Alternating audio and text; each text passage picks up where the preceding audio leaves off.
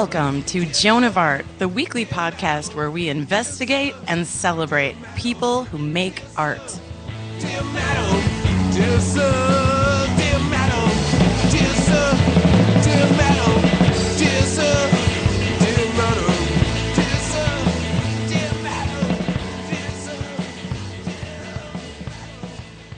dear Wow! I love that intro, you guys. That's Francis Gum. That's Normal People, or also known as I Hate Normal People, which actually isn't true. However, I happen to really love creative people, and I love artists especially, and I have 3 of them here for episode 8 of Joan of Art. Thanks for joining us, listeners, and thank you, guests. Today I have Mary Jane Mansfield, a really dear friend of mine, a great artist, a public artist, and a sculptor. I have Adam Davis McGee, who is a part of the Plot Gallery in Uptown Minneapolis. And I have Mina Mangelvedhekar here with me. Did I get it right, Mina? Almost. You can still try. Okay. Mina is an artist, a public artist, a new media artist, and also serves on the board of Forecast Public Art and lots of other things. So we're going to find out a lot of stuff this hour. Thanks, everybody, for joining me. Thanks for having us. Thanks, Joan. All right, who wants to get picked on first, or should I just pick? Does anybody want to volunteer? Let's spin the wheel. Let's spin the wheel? Okay, spin the wheel, White. Ooh, it landed on Jane. Ding, ding, ding, ding, ding. Hey, welcome, Jane. You know what? Long time no see. You and I, we work together several days a week. Jane, you have been working with me for a really long time now, or maybe it actually hasn't been a really long time, but it feels like we've been doing double time. It totally feels like forever. Yeah. So you and I started collaborating together with artists and storefronts, and you did a really awesome sculpture called the Sunshine House, where you activated a vacant lot in the Whittier neighborhood with a really beautiful yellow, sunshiny, colorful house. And you also did a window display for that project. But since then, you've moved on to do some really big work for Made Here. And now you're like the lead installer. Isn't it great how that happens? I know. It totally is. Well, the Sunshine House was pretty amazing. That was my, not my first public art installation, but that was my first big work with Joan in the Artisan Storefronts project. And it was really a great timing for me because after a certain point in my career, I decided to go back to college and finish my BFA. So while doing that, I'm not eligible to apply for a lot of artist grants. And Joan just carried me through. I mean, I had one opportunity after another that were funded to keep making amazing work. And the Sunshine House was basically a playhouse-sized structure that was brightly painted, and the roof was made of plexiglass sheets that had colored gels in them. So the premise was the sunshine would go through the roof and shine on the snow, the colors, to brighten up the winter.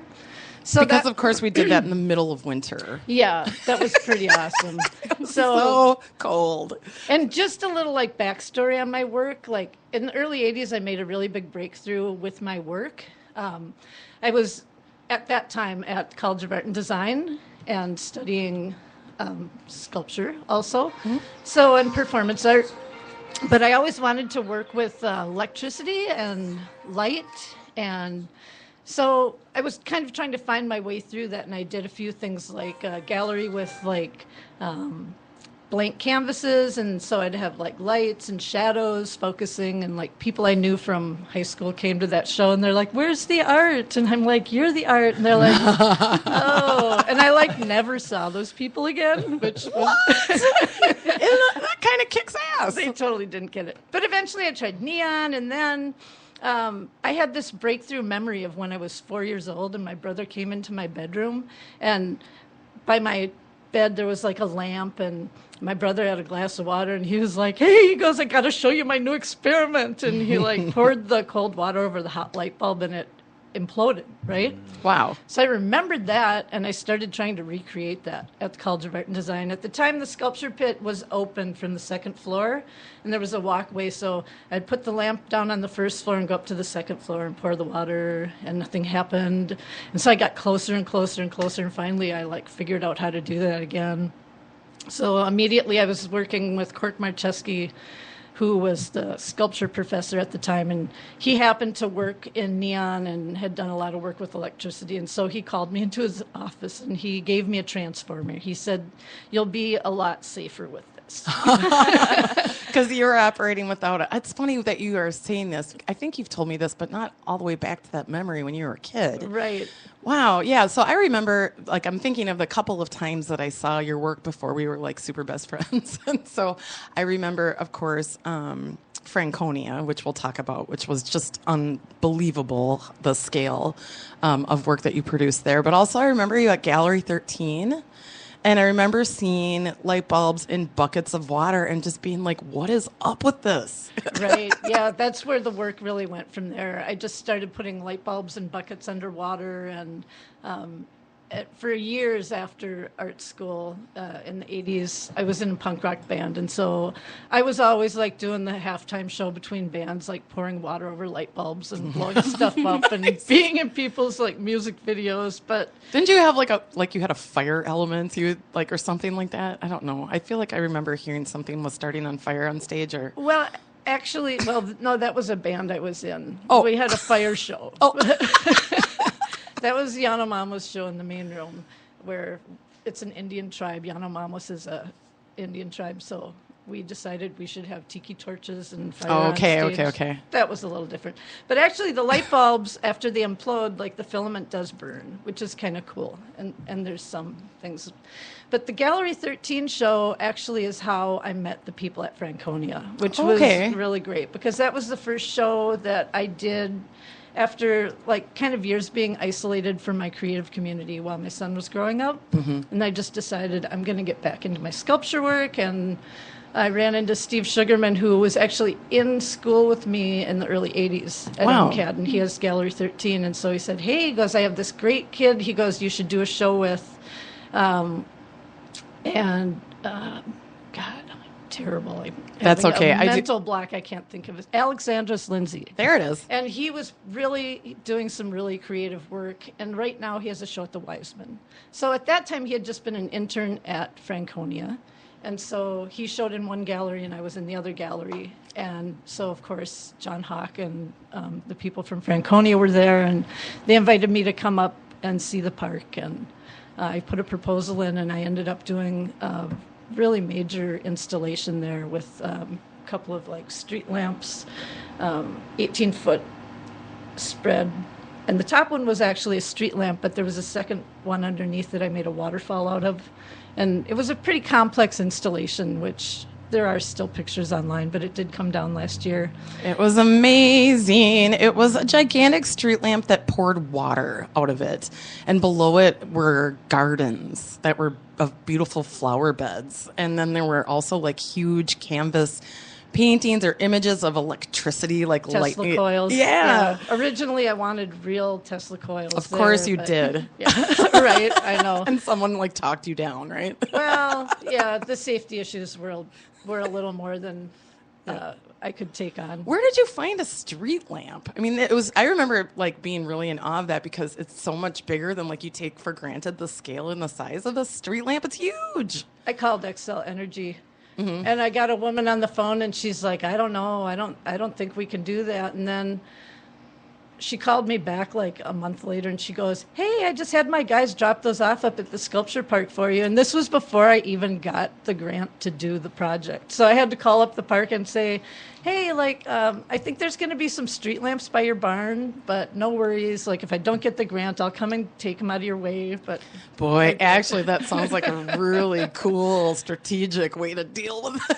Yeah, it's fate. You can't mess with fate. Kinda, so, yeah. So after that, I decided I would go back and finish my BFA, and which is so cool, Jane. Yeah. And you know, just as a really close friend of yours, like, you worked so hard. You were working full time, going to school, getting that degree, and still making art. You made a huge project for Made Here over the winter that you somehow incorporated into your schoolwork. I don't even know how you managed that, but you made basically a display out of those same kind of stage gels for 18 huge windows on the second floor of Chevy's at 7th and Hennepin. And it's still up I know. Have you seen it, Adam? Yes. I know. It's really cool. It's alien cow abduction is the other part about it that's awesome. So not only is it bright, colorful, beautiful, but it's like hilarious. Can I ask you where you got the alien cow abduction part? I just had like thousands of drawings over the years that I went through, and I just found all the ones with spaceships and aliens, and I put them all together, and I just thought that's a great theme. It was really fun to give tours, and it's always fun to show people that. I mean, there's been so many different individuals and groups that I take to look at the Made Here project, and I love stopping on the corner and looking and saying, this is Mary Jane Mansfield's installation. It's, just gels that are cut to kind of faux stained glass, and it's called Alien Cow Abduction. It always gets like a really good laugh out of people. So, but your work tends to be super joyful, and it's like no surprise that you focus on light. I also remember, I think we'd met once, and you drove a cab for a long time too, and I just like called you up and asked you to bring a sculpture to my wedding. That's right. You did, and she set up this huge, beautiful, illuminated light and water sculpture just for the night at Minnehaha Falls. It was amazing. The pictures are so gorgeous. And thinking back now, I'm like, God, I really made you. I was like cracking the whip on you before I even like knew you. I know. I gave her one cab ride, right? And I was like, I smell an artist. God, come I know, and that was the summer I was at Franconia, and I was really tired, and it was August, and it was hot, and I'm like, God, I don't know if I want to do this, and I just thought, I do want to do it. This is going to be so awesome, and the greatest thing is we discovered that night that we had a lot of friends in common over the last 20 years, and we just never figured out why we hadn't met. Yeah, that was really super fun. You're like, oh my God, all my buddies are here. Yeah, it was great. It was great. So now you're not only doing a lot of Made Here stuff, which is awesome, but you're also working for Public Art St. Paul.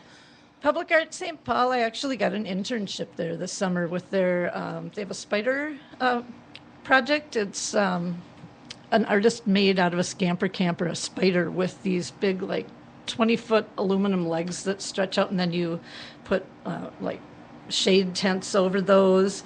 And we pull up into Western Sculpture Park, which is a sculpture park near the Capitol, and it's lodged between like rows of low-income housing apartments. And isn't it off Rice Street or Dale or? It is Western. It's Avenue. On Western, duh. Yeah, okay. It is. But it's free and it's open to all the kids. And when they see the spider pull up, they just come running out and help us make lemonade and set up. And then they have two artists come in every week and lead an art project with the kids, and then a musician comes and plays, and sometimes like the park police bring their horses, or there's a magician coming next week for the last one. Next Saturday is the last one, right? Yeah, it's the last one of this season. Mm-hmm. So definitely really an amazing experience for these kids, because their nearest park is across the highway, so they really don't have a lot going on. Who made the spider? I honestly don't know who the artist is. But they're just maintaining it now. It's been around for quite a while, yeah. Okay, that's so cool. It might be on its last season. I mean, it's seen better days. Yeah. So structurally, it's just kind of wearing out. Yeah. But that does not stop the fun for the kids. Oh, that's super cool. It's pretty awesome. That's so cool. Public Art St. Paul's been a great experience, too. Yeah, and you've been doing that all summer long? Yeah, Mary Johnson's the director of that program, and I've been there every Tuesday all summer, and then these last 2 weeks are Saturdays. So, and they will be bringing that spider up to Franconia's Art and Artist Celebration that they do at the end of every season, where they show off all the new work that was made that year. And Franconia just doubled in size, so there's a lot of like huge new things going on. And that's September 12th. It goes on all day long, music, food, all the new art, entertainment, and it's free and open to the public. So you guys should all check it out. That's so awesome. Big, big love to Franconia and Public Art St. Paul. I gotta say, Jane, you really got your fingers in like a lot of really cool public art. Is there anything about like public art that really draws you more so than just because you are a sculptor, and you do, a lot of your work is focused on sculpture, but it's like coming out in the public so much in so many different ways. Well, before Franconia, I had never really done public art. I mean, I did one piece when I was younger with the MTC where we went in their bus garage and they taught us to weld, and we used bus parts and made a big sculpture for their open house. But I just never thought about it. And then after Franconia, I'm studying at the U, and there's just I've just been exposed to so much of it, and opportunities you've given me. So I just love to be creative, and a lot of times I just respond to the opportunities that come my way. So and that just seems to be kind of a developing like part of my archive now. Yeah, I mean, one of the many things that I absolutely adore about you is that you are a person who kind of is responsive to what's happening around you and your environment, and you kind of take things as they come, which is why you're also a person who's so great to work with artists and help them with their visions and what they want to happen for the Made Here project. Like, you are a great listener, but you also are very grounded, but you can like really imagine how things could get done and maybe like realize a vision in a better way. I've seen you really, really, really help an artist get to the place they wanted to go, but in a way that's like so kind. One of the things that I'm super proud of, not to toot Made Here, but is that artists do all the installing. And I really think it makes a huge difference. Do you have any comments about that? It's really an honor to be on the team, and I'm really enjoying it. We really have like a stellar group of artists that work together, and everybody that has an idea for a storefront window comes from a different place. And the most exciting thing about the job is that it's 90% like problem solving. Totally. And I love thinking of ideas. Solutions. Yeah, creative solutions. Oh, we could do this, we could do that. Like, what artist doesn't? I think it's like the best choice ever to have artists in that position. Yeah, I think it's really the only choice. I mean, we've talked about this before, but I don't think that just a normal like carpenter or, person could like do what we do because of all the problems that come up. It's always crazy, but you make it so much fun. So is there anything else that you want to promote? I love that we gave big love to Franconia. That's exciting. I really want to encourage you, Jane. I think that there's some public art grants like in your future, and I'm swirling my finger at you. Oh, for sure. Forecast Public Art is on my desktop. So, right, good. They're on my radar. Good. I'm coming your way, Forecast. Watch out. That's great.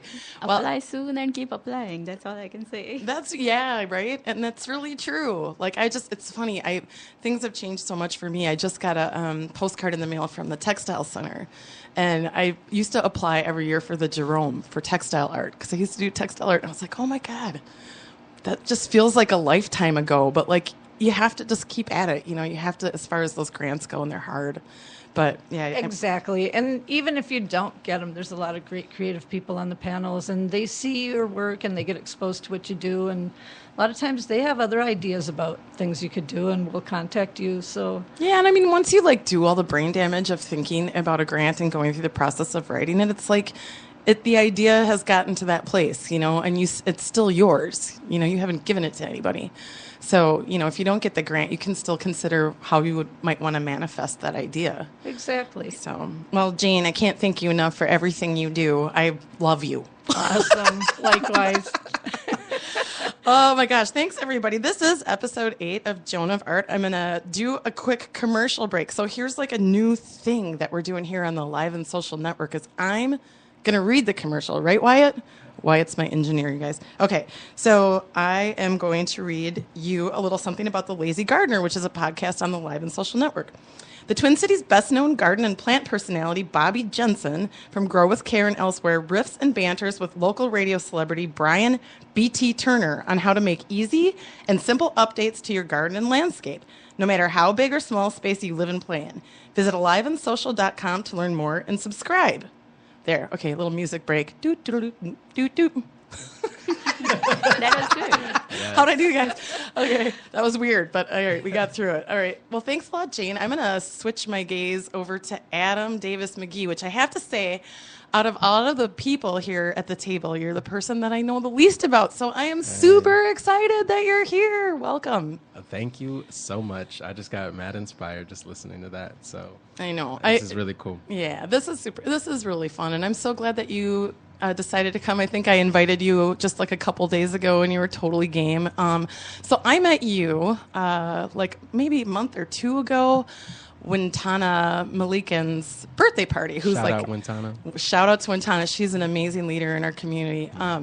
I really love that girl. But anyway, so I met you at the Plot Gallery, which is a gallery in Uptown. And tell me more. So Plot is a collective of creatives. A lot of us grew up together here in the Twin Cities, and we, the founders, actually the co-founders, are one of my good friends, Asa Rice and Justin Baylor, and we all grew up together. And I was actually living in Los Angeles when we were getting kind of everything together, but I relocated back home, and Ace and Justin were like, "Hey, we're gonna open up the space. Like, we got the lease signed, and like, let's do it." So I'm a partner and super creative director. exciting and ambitious. Yeah, so creative entrepreneurs. That's it. Creative entrepreneurship at its finest. And our whole thing is Plot stands for pyramids line our territories, and our whole thing was just about bringing our art and our creative and our sense of ownership as entrepreneurs, as young Black creatives, because we're all Black creatives in the core. Yeah, and team. it should be known that this is Black owned and operated in Uptown Minneapolis. And I don't know, are there any other galleries in Uptown that are similar? I can't say in Uptown. I know in the Twin Cities, one of my favorite bindery projects, Nate Willis. He's a Black creative and owner of his gallery and his space. He's brought some of the most prolific Black artists, people that have been featured in Basel and just throughout the whole the Whitney and the different biennials all around the world. Like, he's brought them here first, and so shout out to Nate Willis and the bindery projects. But there aren't a lot of Black owned gallery spaces in the Twin Cities, so we definitely want to bring that element to our city, and we've all kind of also been we're all homegrown here, but we've all been out in New York and LA and Miami, overseas, and we want to come back and plant that flag deeper here, So absolutely. For that example. That's super exciting. So how long ago did this all begin? So we opened our doors at the end of last year, like December. We had our first kind of like soft launch with another local national entity artist by the name of Madson. Mm-hmm. He's a hippie rapper is what he calls his flavor, but he is someone that opened up our doors, which really was a great opening. I mean, we had a meet and greet for his album art release, and not his album release, but his album art. So that was really cool. Oh, that's super cool. Yeah. So he's a local person or no? He's originally from here. He's from the burbs, but he is living in Los Angeles. He just finished up doing Warped Tour. He actually still might be on Warped Tour. He sold out First Avenue for his album release back in March. Wow. When he came through for his tour, which was on his birthday as well. Madsen is a magical dude, and he's amazing. So he helped open our doors, and that was at the end of December, end of last year. That's a great way to get started. Whoa. Yeah, it was insane. We definitely broke Mad Fire codes that night. But it's cool. That's awesome. The space is really cool, too. It's not a huge space, but it's got a couple of levels and some different rooms. Yep. It's awesome. What's the address? It's 1016 West 27th Street. And this is going to be like a first official announcement, but we're actually going to be relocating. Really? So we're already like outgrown. I can see that. I could totally see that. And that's so exciting. Have you found a space? Are you looking? Or we're a little birdie word on the street is downtown Minneapolis. So oh my gosh. You're in trouble now. Now I've got you in my clutches. We're going to be infiltrating a lot of the made here spaces and trying to take some of those vacant windows and get them activated. I'm so excited. Oh my goodness. That sounds awesome. It does sound awesome. So Adam, tell me a little bit more about you. Are you from Minnesota? Where are you from? I'm originally from Minnesota. I'm a Purpose kid, Purpose grad. Oh, cool. So that I was a theater kid, but I did a lot of music. A lot of people around the scene knew me from my crew, Three Kings. We were a vocal percussion, beatbox crew. We started the band More Than Lights. A lot of people know More Than Lights around the scene. So I came up actually doing a lot of art and music in the scene. So I relocated to Nashville. I did a lot of artist management, tour management. Spent a couple years working for different brands, companies, Neff. I did a couple years with will.i.am and the Black Eyed Peas on their creative team. Wow. So, like we've always been at the intersection of arts, education, interactive art, technology, fashion, all that kind of stuff. So, Wow. yeah. I'm so impressed. Thanks. Sounds like you got a lot of skills. Yeah, we got just do what we do. So let me ask you, what do you prefer to make, or what medium do you prefer to work in, or you just feel like you like a little bit of everything and lots of change? Or So recently, my passion it's this kind of mixture of multimedia and interactive. For me, I came up in music, and I want to. I'm working on a musical project. However, I'm going to be releasing it with these sort of different creative tools like projection art and like interactive things. I love this like idea of like light bulbs and water. I gotta see this and experience this. So what if a collaboration is born from the Joan of Art podcast? I'm gonna have to just speak it into existence and put it out there because I'm surrounded by some amazing talent and creative already. True, actually, Adam, you are flanked by two really incredible women who really know a lot about a lot of different things. And that's kind of an exciting thing to think about because I had never thought about that. Yeah. And it's just like this analog and digital kind of intersection. So I'm really meditating and working to create, live shows, music shows that are very interactive, very personal. But as a musician first, and kind of creative director, curator, and all these other kind of titles or what have you, just trying to encompass those roles into an experience for people in live settings, and creating our own venues, creating our own worlds, designing your own spaces. Yeah. I'm very much about that, and using music and technology and art to make that happen. That's amazing. That's so exciting. Hey, listeners, you can't even wait to get down to Plot. Am I right? Right. Come see us. So tell me a little bit more about your partners with Plot, because I know that you're not working by yourself, right? You've got several people cooking over there. Yeah, so we've got, in Minneapolis, we have on the ground, we've got myself and Asa Rice, Justin Baylor. We just got done doing the Northside Art Crawl. Did you do Flow? We did Flow. Yeah, Flow. You know Dudley Boyd? Dudley. Yeah. Shout out to Dudley. Shout out to Dudley. Dudley said, "Hey, Plot, do you guys want a whole auto lot, Western Auto Motors, like formerly this whole plot of land, like literally?" So hey, Plot, want a plot? So that's what she said. So we were like, sure, we'll activate a whole vacant plot. Yeah, you will. That went so really well. What did you do? So we just wanted to have fun. We wanted to have people be able to come in. We kind of created this unintentional sort of artistic playground, I guess. We took a bunch of I rented a U-Haul. I went out to Anoka and picked up a bunch of free auto parts, like hoods and like a bunch of stuff. We set them up. Kids could take like spray guns and squirt guns with paint, and they could just like go and draw with the squirt guns, and like so we had water balloons and squirt guns that kids could paint with on hoods and on like canvas and all these like large scale like walls. And then we had myself building pyramids out of I can't even believe I forgot. The main attraction was Jason Sutherland. Jason Sutherland of Sutherland Woodworks. He's a chainsaw artist. Came in, we commissioned him to come in and do a piece, create this like large scale live wooden relief of Mackenzie, who's another local artist who was a part of Plot's first show, took one of her paintings and recreated it out of wood. And then she came on and painted it. And it was absolutely beautiful. So that was part of the activation. How did I miss this? Oh, I know. I shall never miss it again. I know that. Flow was great. They housed us, and it was a phenomenal weekend. Yeah, I think the Flow Festival is one of the like gems of the Twin Cities. I think there's so much creativity happening. Yeah. I know that Jane and I, we went over there and we just had a real limited amount of time because we were working, but we popped over there and we were a little bit unprepared, so we kind of like bopped around and weren't exactly sure about where we should go, but we knew to go to Juxtaposition, and we knew that like that'd be like kind of a headquarters area, so we saw a bunch of really cool stuff. Yeah, we actually felt like we knew we were missing something that day, but we weren't quite sure how to navigate the space. So it's a lot to cover. Yeah, there's a lot of different stuff going on everywhere, right? Now to hear you talk about it. It's amazing. My project both.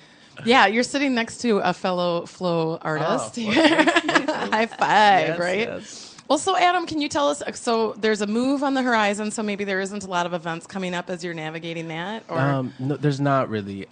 We do have this event called #LunchBag. Some friends of ours started in Los Angeles. It's a service outreach event. We're going to be doing that this Sunday.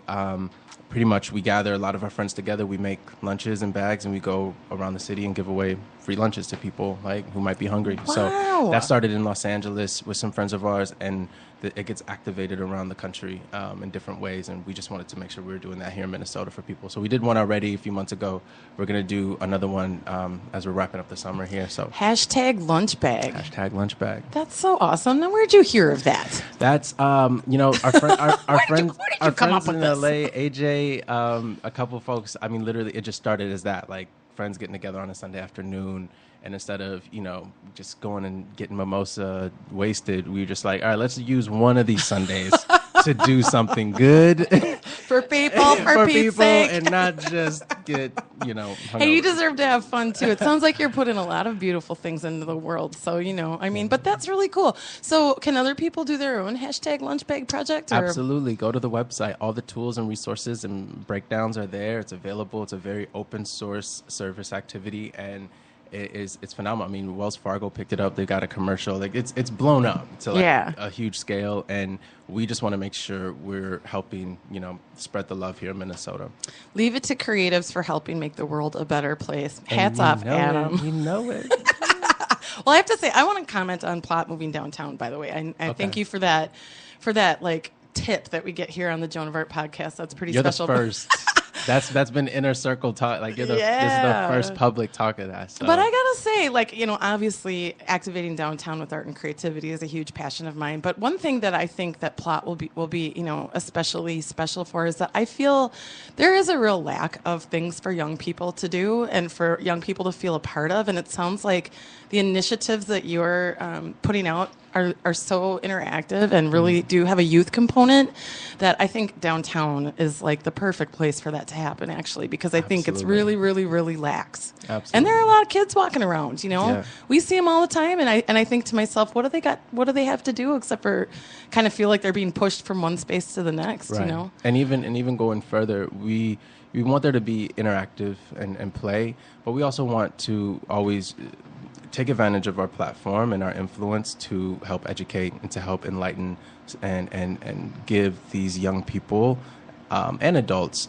sustainable skill sets and resources. So Absolutely. whether it's learning how to code to make games, whether it's learning how to design and edit and shoot video or photography, whatever it is, we want to use our galleries, our space, and just our public spaces as classrooms. That's what they are. Awesome. This whole entire landscape is a classroom, and it's an interactive, fun playground classroom, not like SAT sitting in the sweaty gym classroom.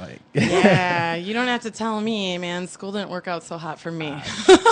I'm with you. And it's not to say that I can't learn. It's just some of us are really visual.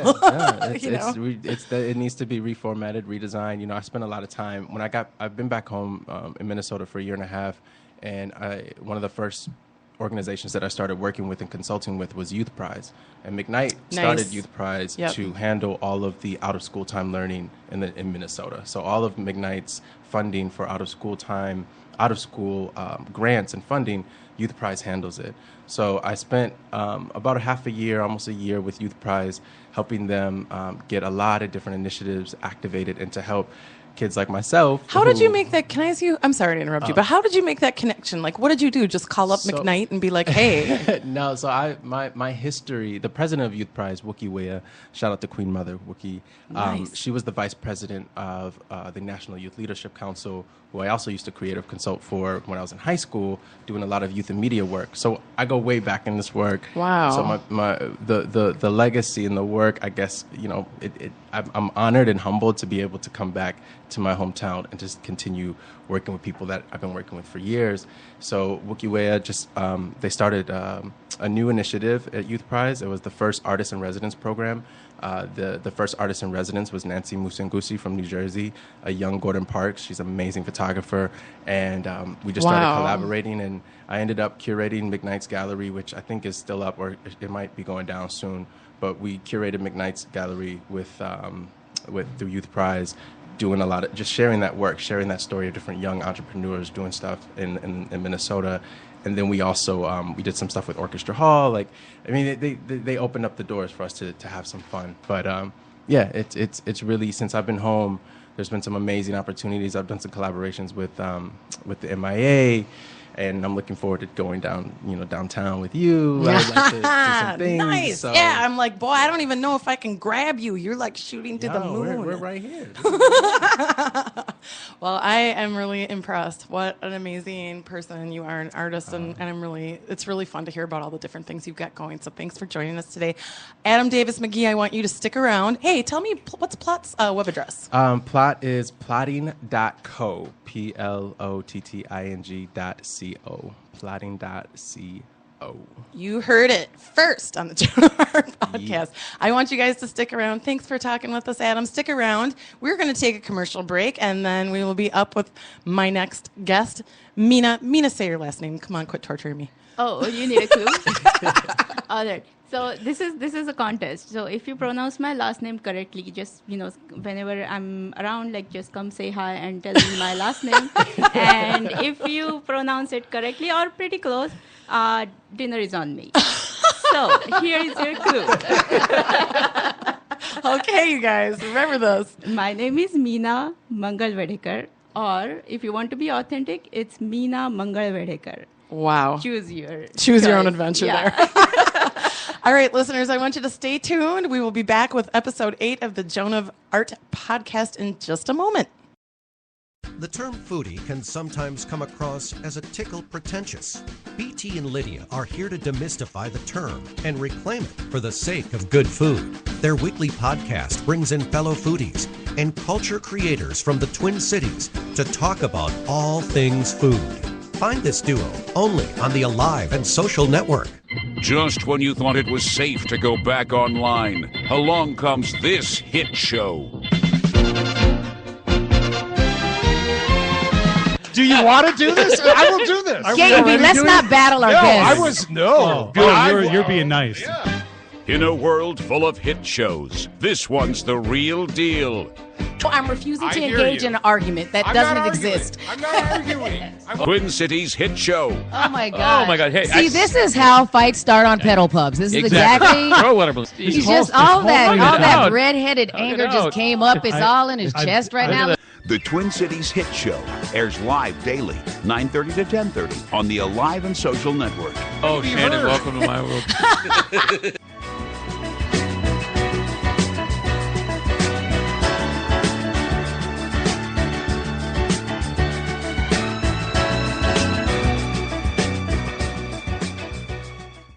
Hillbillies out of control, don't have a problem with them. But it's your normal people, it's your normal people, it's your normal people, it's your normal people. I hate normal people more than anybody else. I hate you, normal people, more than anybody else. I hate you. Hey. Welcome back, everybody, to episode 8 of the Joan of Art podcast. We have been having way too much fun talking to Mary Jane Mansfield and Adam Davis McGee from Plot Gallery. And now I'm going to pick on you, Mina. Thank you so much for joining us, Mina. I'm excited. Yeah, I know. It's fun to have you here. So you and I have worked on a couple of little things, too. I mean, you always have so much going on. And we mentioned that you also were an artist in the Flow Festival in North Minneapolis this year. That's right. I want to know more about that because I sadly didn't get a chance to check it out. It's still up, right? Or isn't it? Or? Yeah, it is up. In fact, I just moved it to a new place. It's a private location, but it is still in public. So basically, my project is called Flavor Up Pop-Up, and it came from, endless visits to grocery store. And I kept seeing these expensive herbs, and I kept not buying them. And then I thought, going back, my grandmother is a, really good cook, and she... You're a really good cook, too, by the way. Thank you. So I grew up, eating these delicious meals, and, I kept wondering how she managed that, at a very low income. And but they tasted so, delicious. So I kept thinking, okay, how can I, break this authority of supermarkets over our meals and, break them free and make them really flavorful. So I thought, and at the same time, I was looking at these systems, as in supermarket as a system or a design that we shop in, and another design that's this urban landscape that we live in. And I'm always interested in, intersecting, my ideas or, things I'm wondering about, and I keep researching. And at one point, I just, see where they are aligning or, crossing with each other. And this is where I found the intersection. So I thought, okay, let's take these, let's break this authority of supermarkets and also break this urban landscape and put a herb garden, just herbs, nothing else, on these empty spaces, that are dividing our communities and creating these physical gaps. Yeah. And so that's how Flavor Up Pop-Up came up. And I did a prototype with West Bank Business Association. So I put a small garden as part of another, actually Earth Day in April, right outside the Riverside Green Line station. And that worked pretty well. I learned, quite a few things. And then Flow was a bigger project. So I was given a site that was a city-owned lot, and I took some architectural tubes that we use to pour concrete and create foundations. Yeah, I was wondering what they are, because they look really cylindrical, kind of. Yes, so yes, they are cylinders. So I chopped them, at different heights and just painted the exteriors with some nature-friendly paint and. There is no waterproofing element. So at one point they will just collapse and be part of the ground. And yeah, so I took these cylindrical tubes and filled it with different layers of natural material, and on top of, obviously, there are herb plants, and it's literally sitting next to a sidewalk. And so there's no gate, there's no fence. It's like you are welcome to just come and grab yourself some basil. Yes, and when you're So standing there are I think there are like 18 to 19 different types of herbs, and you can just smell them with breeze, and it's a point to just stop and relax and take a couple of strands and flavor up whatever you're eating next. You've landed on a good idea when you're like, why in the heck aren't people doing that everywhere? Like, why isn't that everywhere? My point exactly. Right, Mina? You were like, yes, exactly, Joan. I mean, really, that is a really well thought out project, and you made it really colorful and attractive, and it looks approachable, and it doesn't. I mean, has anyone given you any feedback? I mean, are people afraid to grab the plants, or are people taking them, or? During the flow, actually, I was installing live. Sure. Instead of having it ready for the flow. Because I wanted people to, just come talk to me, see what is happening, and I also wanted to hear some feedback. Sure. As in how they're, looking at this project, and are they going to use it, or what's going to happen? So there were like different reactions. Some kids, they just wanted to play with colors, as in they were attracted because of the color. In fact, people stopped because they saw something unusual on this empty lot. And the first reaction was, we usually don't even notice this lot. Totally. Right? And yeah. so there's a couple problems being addressed with this project. Yes. Okay. So, so they started, looking at this space, and then they realized it's a huge empty space just sitting, between two houses. So, there can be something else. Yes, that's another layer that I'm touching. This is the urban design, and we are living with these empty spaces, and we don't know what to do with them. We don't notice them, but they definitely have an impact on our, on your pedestrian experience, for one thing. But also, these are areas, when you talk about North Minneapolis, some of these areas don't have a lot of places where, people can just feel like it's a common space, right? And so, you're creating, a little bit of a commons area with something colorful and generous, Yes, that is my attempt. And I grew up playing, cricket on streets. Mm-hmm. So if you see empty space, that means you are supposed to be there and repurpose it. Right. So Coming from a place that maybe has a way denser population. Yes, Yeah. yes. Okay, that makes sense. Yeah, like when I was planting, actually at the flow, I kept thinking of, okay, I can just, totally play cricket here. So that was one reaction, as in, yes, we are noticing the space, and, a lot can happen there, and why are you doing this? Why is it free? Can I just take the plant home? I would say there was one reaction at the very end when I was, just about to, I was just like looking at what I've done here, and, is there something I should do? And then let's wrap up and go home. And a lady came, and she just, walked around. She went through the plants, and she just kept, nodding her head as she was saying, no, no, no, no. And so I was having water, and, I observed her and went and asked her, I just said, hey, isn't this something unusual? And she was like, yeah, like, no, as in, this is unusual. I have never seen this here. This is not normal. And she couldn't get over that, sentiment. And, I could see her, she was totally overwhelmed with, something's changed. Yeah, something's changed. And I was trying to There's get an her. artist in the neighborhood. Yeah. I know. And only thing I was interested in is, are you liking this change, or am I, disturbing something, and, now you're upset?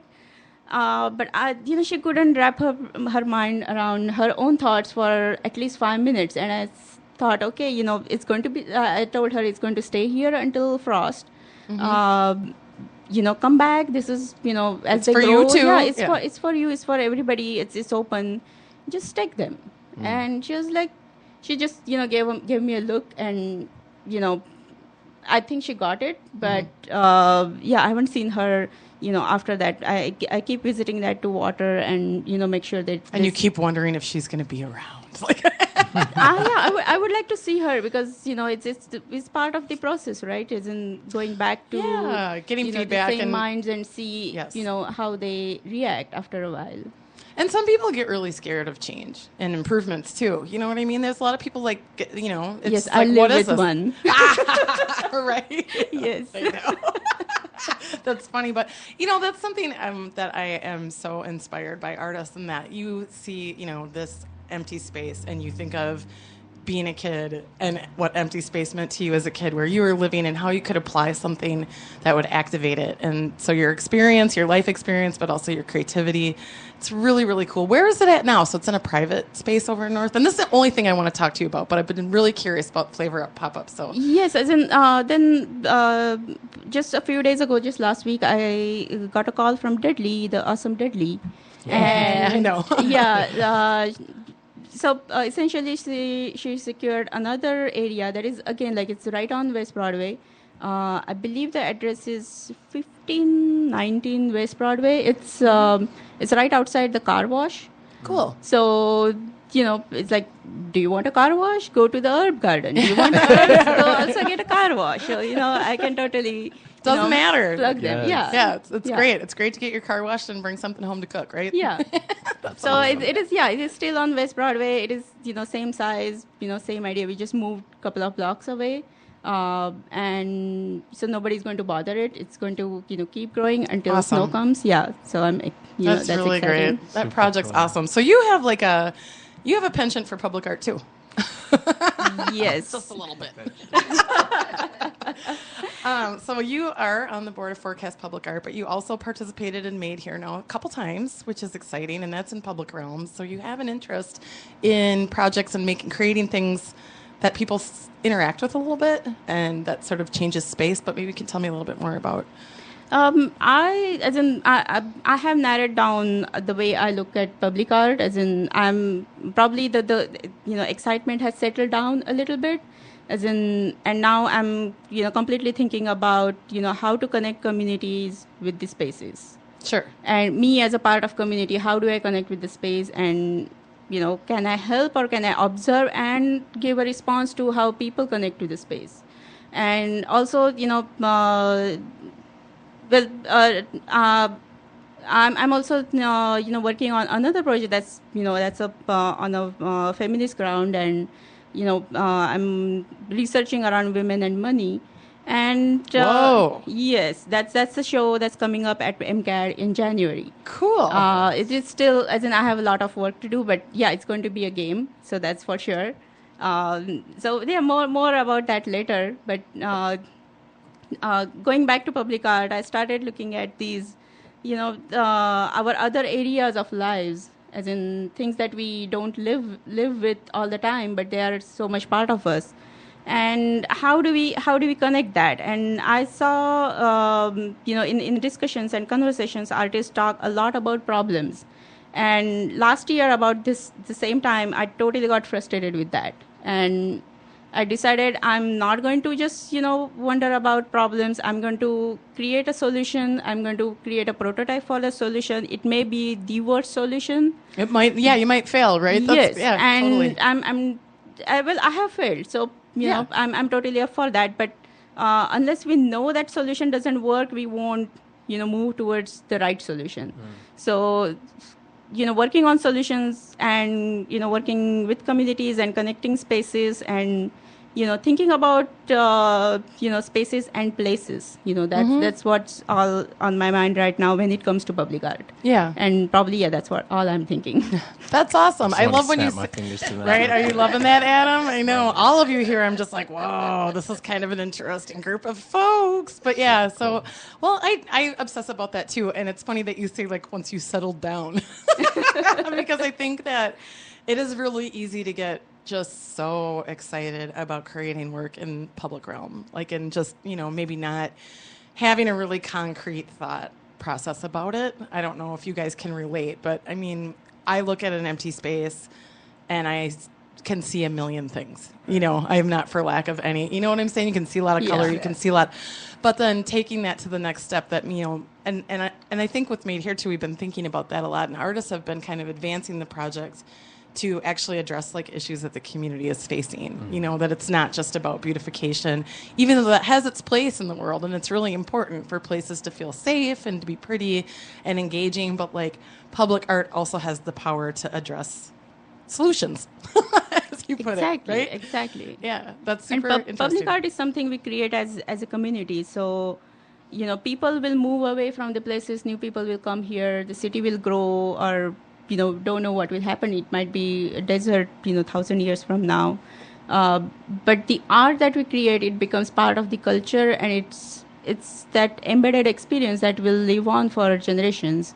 Right. And not everything that we are talking about or doing, is going to last, but the idea of participation and idea of responding to these, each other's work is going to, stay forever. So that is I think beautiful. That's, keep all of us as artists. Right. That's really beautiful to say, though, and inspiring people to think about different ways to do things, and that, like, like for instance, a vacant space doesn't have to just be a vacant, plot of land. It can be a pop-up herb garden, and it, that's a solution that isn't like extremely expensive, and it actually really does benefit people. Like it's really cool, really super cool. So I want to ask you, Mina. So the next thing you have coming up is MCAD, but that's January. Is there anything else you're working on you want to plug, or? I always put people on the spot. There is a projection event I'm working on. I just started working on. It's going to be September 11th at Weizmann. I believe it starts around 7:30 and goes till 11. Cool. Yeah, kind of welcome back on campus for everyone. That's the first week of academic year at the U. So I'll be representing MAW, that is Minneapolis Art on Wheels. It's awesome. About is that it, right? yours? Is that your project? It's a group. It's a collective. Tell me about it. It's a student group, and it was originally started with a couple of founding members. Ali Momeni was one of that. He was a professor at the U. And now he's not in town, but we still have the equipment, and a couple of other MAW members and I still use it. And again, like summer is our most active time. So this is one of the public event, and we are expecting couple of thousand students and, all the U community to come there. That's awesome. That's a great audience. Yes, and it's going to be a participatory event, so there will be question and answer. There will be 2 segments. We'll ask some questions, and you will respond with the writing or drawing that will be turned into animation, live animation. Wow! And you do the same with answers. So you don't know whom you are responding or who has posed this question, but it's that kind of a mini blind date, like through animation. Wow! So, Does that yes. sound awesome? Gotta go. I'm totally gonna be there. Do you have to be a student to go? No, you can just come. Just look Sweet. at art and listen some music, participate in this projection, and while you are there, print some T-shirts, cool T-shirts with Bohemian Press. So. Just keeps going on and on. I can't believe this. Yeah. That's so cool. Another ongoing project I have with MAW, as in with MAW equipment, is called Second Response. It is still in making. It's just me, going out in spaces and particularly tracking down the locations of recent crime through news and through our police department website. Wow. And I go there and I think of this, tabula rasa concept. It's a Latin term. And I kind of like bring this digital analogy to that, as in we all have these USB drives and we just format them. So, we just erase everything and they are ready for, new bytes on it. But what does that mean? As in, is it, returning to the new, or as in, what is meaning of erasing? As in, that's what I'm wondering when I'm in these places. And can I use visual and participation to erase these memories associated with this place of recent crime? And what does that mean? What is this new identity? What is this clean slate? Wow. So it's are you collecting data? Is that? It's more of a response, as in instead of data, I would say I collect memories and I try to wash them. I don't know how I'm doing a good job by explaining, but is this like experimental? I mean, is this something that it is? Your outcomes are maybe not super clear, but you're experimenting. Outcomes are getting clear, but I'm very protective about this project because if I start saying, hey, I show up at this place and I just erase the memory, and now it's it's tabula rasa, it's ready for new ideas to develop, it's a clean platform, then I would be hurting so many feelings. Right. So I'm researching, I'm studying, and I'm also finding more about this whole idea because it's kind of it's a different way of meditating in public. And so what does that do to us? So it's that research is happening on so many levels right now. I was going to say that as the highly focused and almost over my head. Like it feels to me like it's operating on the psychic realm, and I love that because you can actually make a difference without really a lot of fanfare. Yes. Whoa, Jane! I do get scared when there are too many people like looking at my art as if I'm going to create something fabulous, and sometimes it's not. That's a really interesting thing to say, too, actually. That's really kind of poignant because sometimes you are operating in a way that isn't going to have this, like, spectacular show that, like, everybody can, Exactly. And that's okay, and it doesn't make it any less viable or important to do or to explore. So that's really interesting. Yeah. So let's see how it goes. Right. There you go, right? Well, I want to thank all of my guests today. This has been an awesome show, you guys. Thank you so much for coming. Mary Jane Mansfield, Adam Davis McGee, and Mina. Do it. Mengedved. Okay, try it again because last time you were very close. I was so much closer, but then when you said it and pronounced it so perfectly, now I'm like shy. Meghevedkar. Okay, you got it in there. I it's slaughtered that. Mangal Vedekar, but I have heard you pronouncing it very, very closely. Say mine. Joan Waterbruggen. You said it perfectly. For Pete's sake. Okay, you win. Well, hey, thanks, listeners, for tuning in today. This has been a great show. I look forward to next week when I talk to 3 more artists as we investigate and celebrate people who make art. Thanks, Alive and Social Network. Out of control, don't have a problem with them. but it's your normal people, it's your normal people, it's your normal people, it's your normal people.